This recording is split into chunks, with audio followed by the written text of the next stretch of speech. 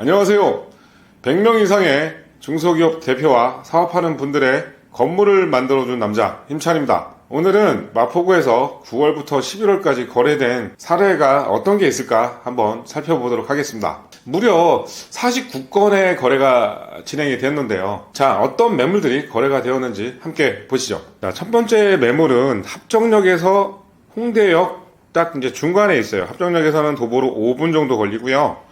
홍대역에서는 도보 6분 정도 걸립니다. 이제 근린상업지역에 위치한 건물인데 메인 대로변에 있죠. 이 건물이 거래가 되었습니다.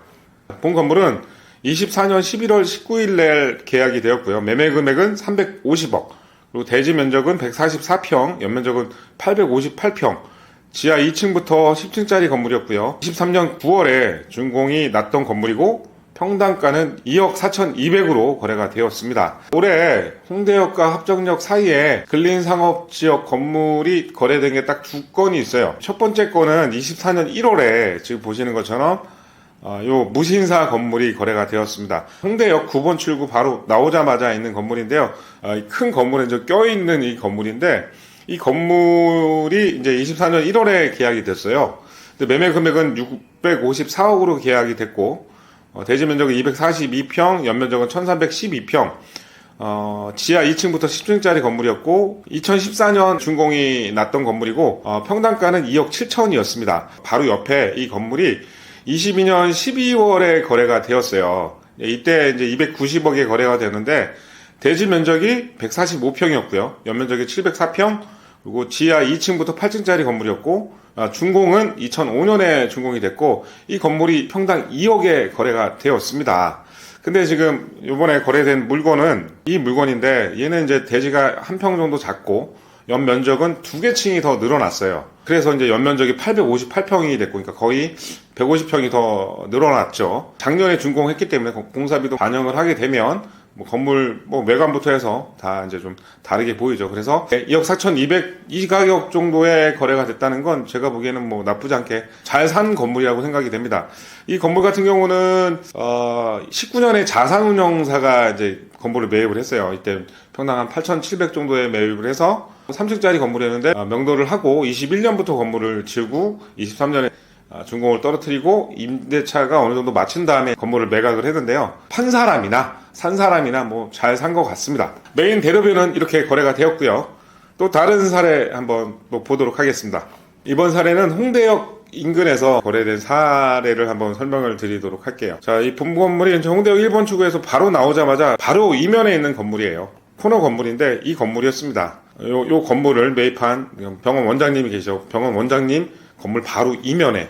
얘는 이제 근린상업지역이지만 얘는 안타깝게도 3종 일반 주거지역이에요.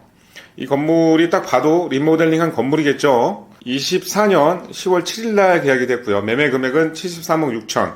대지 면적은 53평이었고요. 연면적은 132평이었습니다. 지하 1층부터 4층까지 되어 있고요. 리모델링을 24년 9월에 완성을 했고 바로 10월에 이제 매각을 한 사례예요. 짓자마자 바로 팔았죠. 평당가가 1억 3,900만 원 이렇게 매매가 됐는데 이 건물은 24년 6월에 59억으로 거래를 했어요. 평당 1억 1천에 거래를 했는데 건물을 매입할 때 매수자 명도 조건이었기 때문에 매수자가 1층하고 2층에 있는 임차인을 다 내보냈어요. 명도비가 상당히 만만치 않았고요.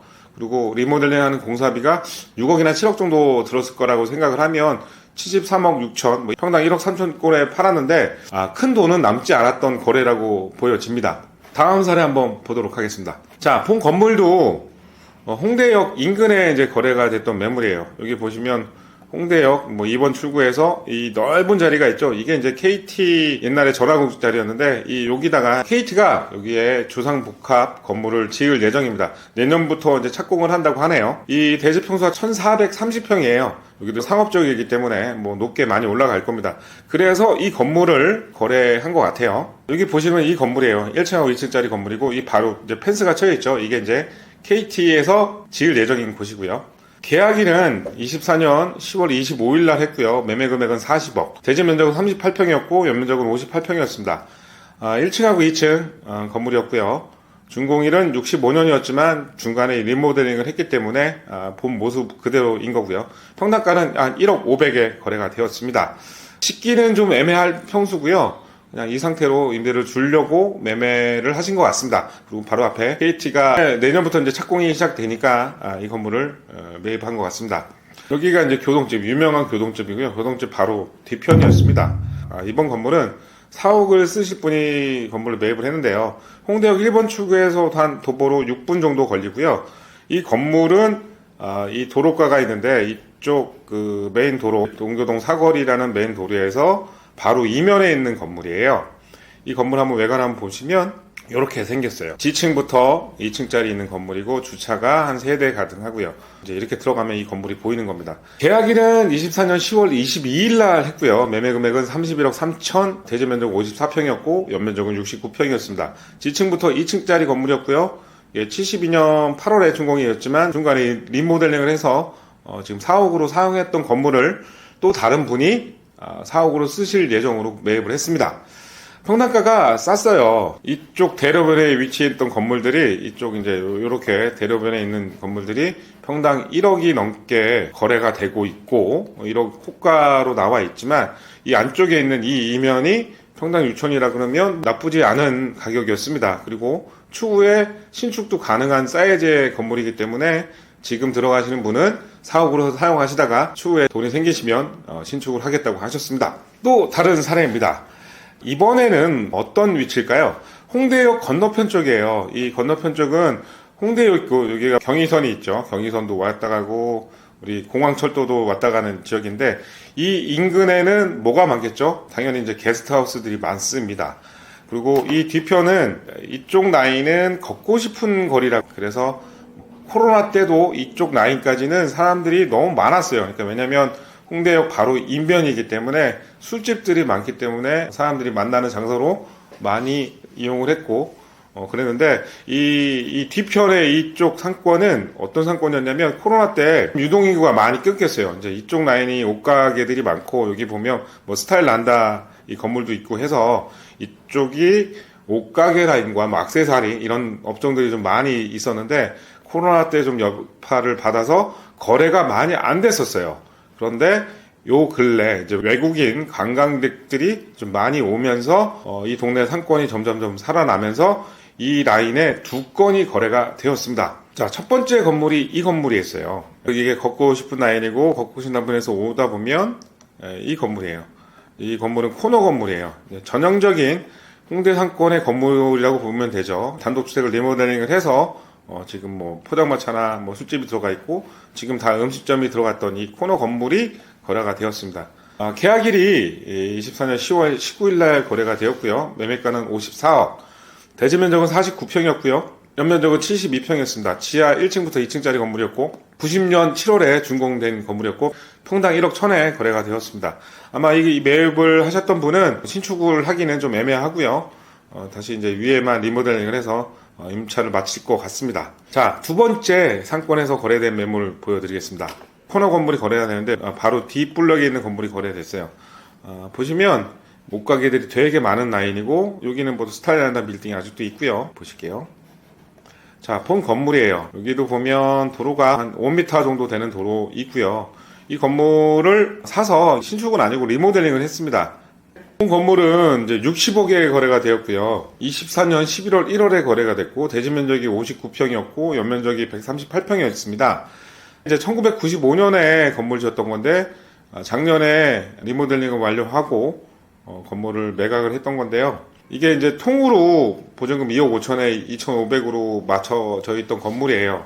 지금 매입하셨던 분이 리스백 조건으로 2년 뭐 이렇게 계약하는 조건으로 계약을 하신 것 같은데 약간 걱정되는 건 이 건물이 2,500 정도 나올 건물은 아니에요. 만약에 이제 2년 뒤에 빠지게 된다면 좀 고민을 해봐야 될 것 같습니다. 2,500이 나오지는 않을 것 같아요. 또 다른 사례입니다. 많은 분들이 연남도 미롯길 상권에 대해서 많은 얘기를 하는데요. 지금 현재 상황은 미롯길에 너무 비싸게 임대가 나왔던 건물은 아직 공실인 게 있고 그리고 위치가 너무 구석인 것들은 아직까지 공실이 있어요. 하지만 그 웬만한 뭐 위치에 임대료가 너무 비싸지 않는다 하는 그런 건물들은 그렇게 공실이 많은 상태가 아닙니다. 자, 요번에 이제 9월부터 11월까지 거래가 2건이 되었는데 한번 보실게요. 본 건물입니다. 이 본 건물은 연트로파크에서 이제 바로 들어가면 보이는 건물이에요. 얼마 전에 좀 되게 비싸게 팔렸던 건물이죠. 그리고 이 건물이에요.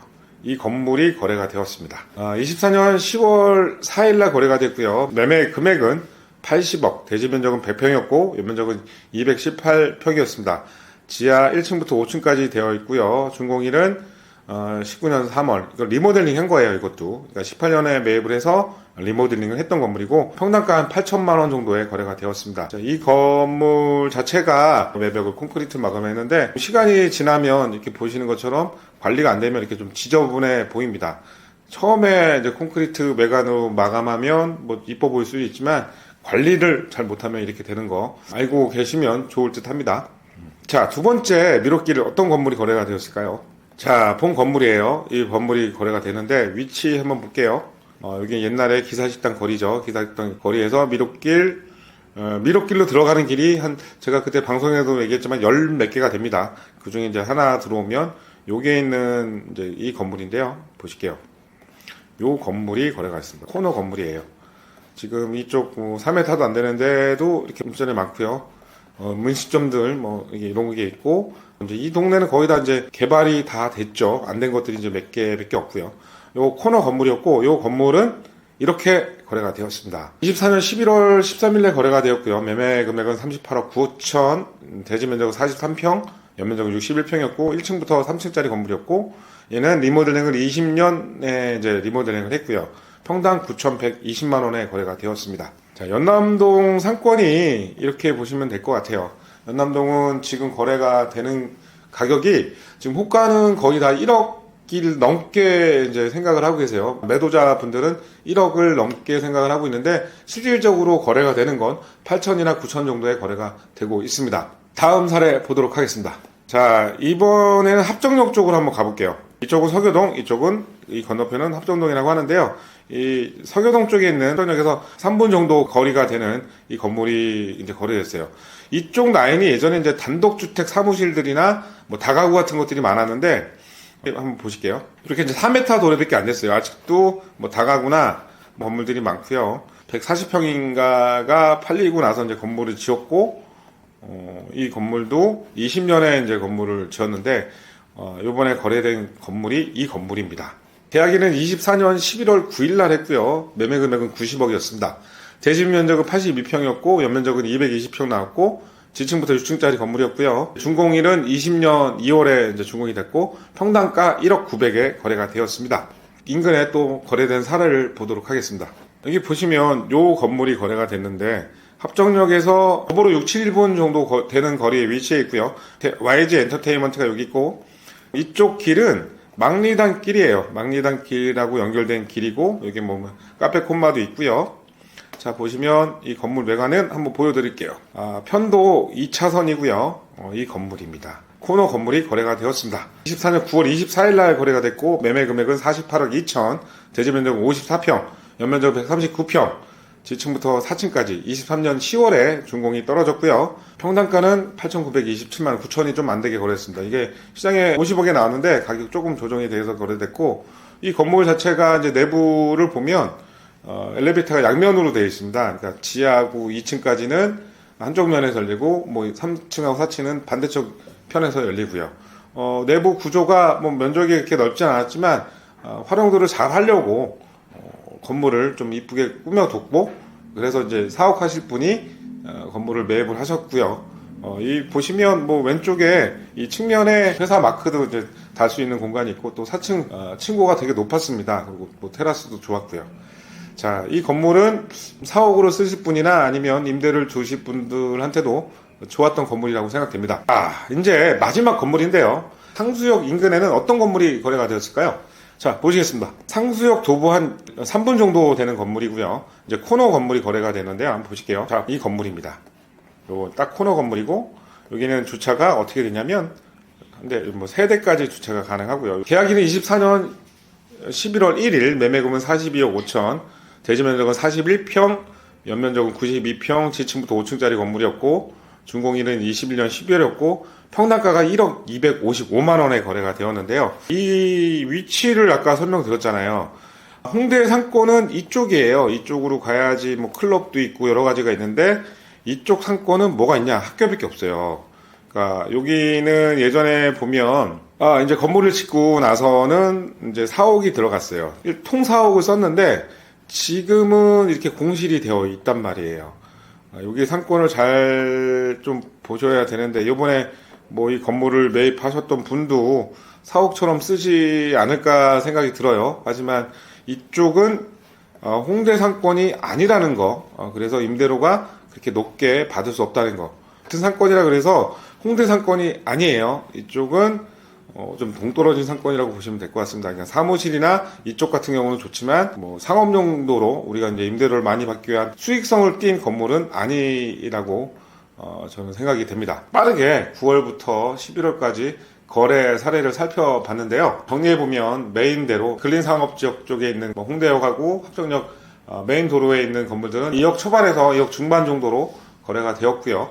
그리고 이제 신축급 건물들은 1억 초반 정도로 거래가 되었고요.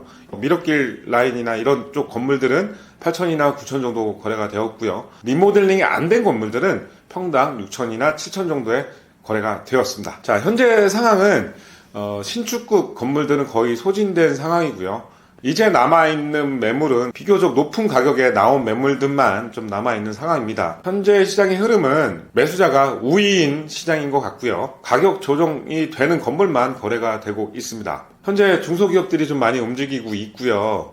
뭐 상황이 어렵다고 하지만 또 잘 되는 회사들도 지금 있는 것 같습니다. 그래서 좀 거래량이 상반기보단 좀 많이 거래가 되고 있는 것 같고요. 현재 시장을 딱 한마디로 정리하면 조건이 맞으면 거래는 됩니다. 뭐 내년을 좀 예측하기는 어렵겠지만 금리가 내려갈 가능성이 높고요. 지금 뭐 주택 관련된 규제를 많이 묶어놨는데 내년부터는 완화를 안 할 수 없는 상황일 것 같고요. 그렇기 때문에 내년 시장도 올해하고 비슷하거나 가격이 소폭 상승세가 될 가능성이 높을 것 같습니다. 매물과 시장의 흐름 힘찬과 함께하면 놓치지 않으실 겁니다. 구독과 좋아요 잊지 마시고요. 그럼 다음 영상에서 찾아뵙도록 하겠습니다. 고맙습니다.